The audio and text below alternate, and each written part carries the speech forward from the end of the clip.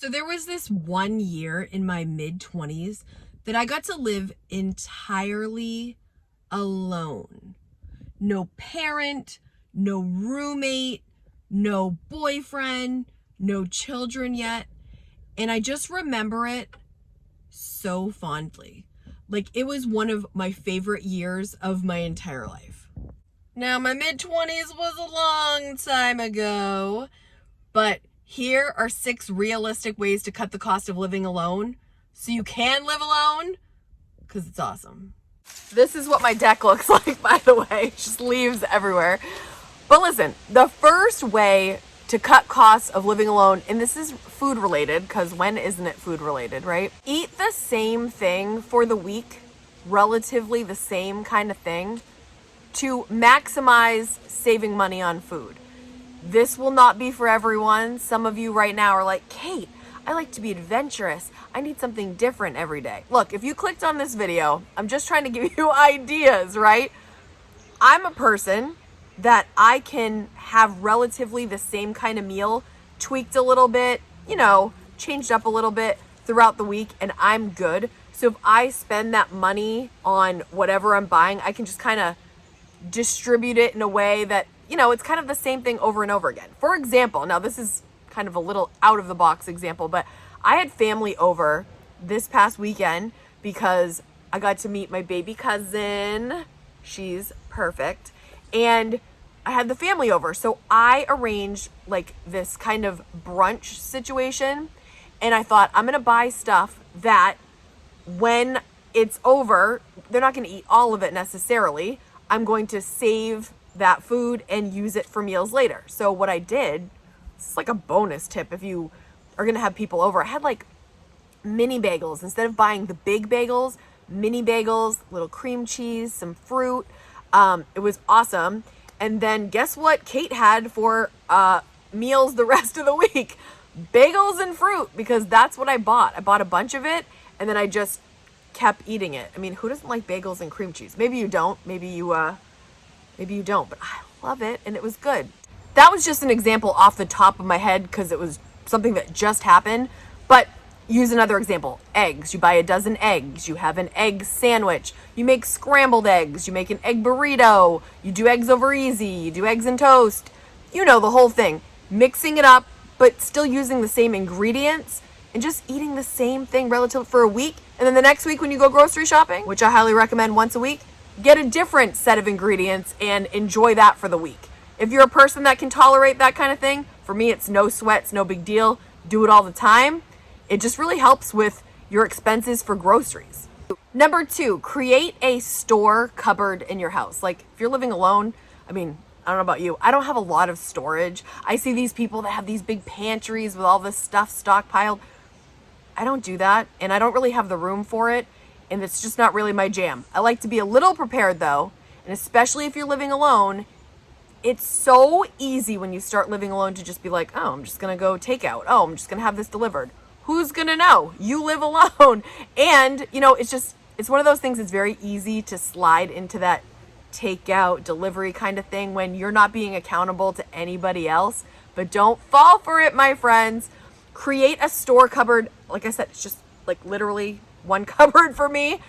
Keep your pasta in there. Keep your beans in there, your sauces, your cereal, things that you can turn to and not go spend the big bucks on takeout or delivery, because it's so tempting when you are on your own. But keep that small shopping in your house kind of theme going. Just shop in your cupboard first before you go pull the trigger and go to that app and DoorDash or order that delivery, because it's going to save you a ton of money. You've got to really watch this if you're going to live on your own, because food expenses can pile up. Obviously, if you don't live alone, it can too, but on your own, it could be a slippery slope. So look out for that. Have things available in your house, even if it's a small little cupboard, little store cupboard. Open it up, keep your pasta, keep your mac and cheese, be able to cook a meal up on the fly. It'll really help. Number 3, I've never talked about this before. Invest in a heated mattress pad. My friends, if you live in cold weather, and you want to not be heating your house so much and spending that money on heating. We have oil in our house, and I mean, it already got to that point where we needed to turn the heat on, and I was so cold. And I was especially cold when I was getting into bed. My toes were frozen. My fingers were frozen. Like I was so cold. If you invest in a heated mattress pad, this was me getting this thing. I'll show you a quick clip. This is where it's at. This thing is awesome. There are many thoughts on this actually, but listen, getting into a nice warm heated bed. So what you do is you put this on your bed, right? Put the sheets over it, blankets, make your bed like normal. And you'll turn it on like 20 minutes before you get into bed. When you get into that bed, and especially like I'm saying, you're living alone. There's nobody that's going to heat you up. There's no one else to keep you warm. No one else to put their cold feet on you. It's going to be you, and it's going to feel amazing. It's so warm. Then you don't have to maybe have the heat up so much in the house, because usually like when you go to bed, right? Like when you're up and about moving around, like you're fine probably. You can wear your sweatshirt and your hoodie and blanket and slippers and bathrobe. Totally into all that. But for sleeping purposes, this has changed a lot for me because I sleep alone and I love this heated mattress pad in my corner to get into bed to. It's literally like luxurious, and it's an initial cost, right? I think it cost me $70. I think I got it on Amazon Prime Day, but $70 for years of warmth. I don't know if you guys remember this, just when we're talking about heat. For 1 year, I worked at a plumbing and heating company when I was not working in the school systems for 1 year. And I used to field the phone calls that we would get, and people would say like their problems, like this is what we need, this is what we need help with. And I would take down the message and I would schedule the appropriate technician for that specific need. And sometimes they would be like, yes, zone 6 has no heat. Zones 1 through 5 are fine, but zone 6 has no heat. Zone 6. I was like, what are we talking about? Because back then I lived in an apartment and you either had the heat on or off. There were no zones. There was not more than one thermostat. It was the zone was the house, the home, the whole apartment. And they had 6 zones. I remember this blowing my mind. My house now has 2 zones. I have a thermostat downstairs and a thermostat upstairs. So I like to keep both of them, relatively low, but at nighttime, putting on that mattress pad. And another, just while we're talking about purchasing things that I think are worthwhile, because you guys ask me that too. Obviously, I'm a frugal person, but sometimes you're like, Kate, what's worth it? Do you have a body pillow yet? If you live alone and you don't have a body pillow, it's just so comfortable. I'm also a side sleeper, so I'll leave a link down below of an example of a great body pillow. It's so comfortable, you're gonna sleep better. It's way more like ergonomically appropriate, because otherwise I'm just like mangled in my bed. But with that body pillow, have your knee over, it's just so comfortable. If you live alone, you don't have a body pillow, I'm going to leave the link for the heated mattress pad and the body pillow in the description for you to get if you're interested. Put it on your Christmas list, put it on your birthday list. You're gonna love it. Totally worth it. Number 4, if you have a job that has benefits, check your benefits. Don't sleep on the benefits that you get. Like, I think some people don't know what they actually get offered in their benefits, but check with your HR person, because you could have access to a gym membership at a discount. My brother works at a place, they have a gym in-house that you can go to. Free gym membership, not discounted, free. You could have an HSA, FSA benefits. There's so many different things that you could do. Here's a great example for me. There was a time where I was going through a little bit of a rough time. I think this was like post-COVID, and I was like, gosh, I was thinking about getting some therapy just to kind of like get over the hump. And we got an email reminder, by the way, if you get therapy, It's 100% covered, 100%. And I was like, oh, well, doot, doot, doot. Let's make that appointment. Let's get in there. Let's take good care of our mental health. And it was 100% free. And I didn't realize it, 100% free. So I'm just saying that's not for everybody, but check your benefits. I don't think I've talked about therapy before. I don't always talk about it, but I really think just part of even like taking care of your finances, taking care of your health, your mental health is very important.